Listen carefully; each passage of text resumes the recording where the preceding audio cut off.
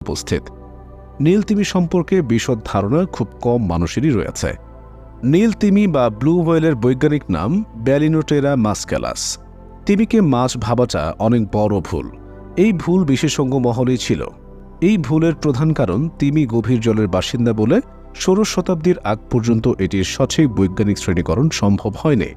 কিন্তু বিস্ময়কর হলেও খ্রিস্টপূর্ব সময়ের গ্রিক দার্শনিক অ্যারিস্টটল তিমিকে স্তন্যপায়ী প্রাণী মনে করতেন।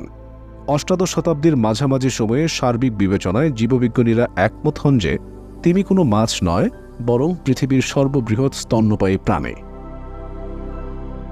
স্তন্যপায়ী প্রাণী হলেও নীল তিমি থাকে পানিতে, তবে তাকে অক্সিজেন গ্রহণ করার জন্য একটু পরপর পানির ওপরে ভেসে উঠতে হয়।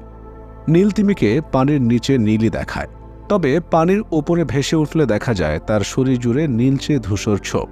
একটি নীল তিমি আকারে ৮২ থেকে ১০৫ ফুট পর্যন্ত লম্বা।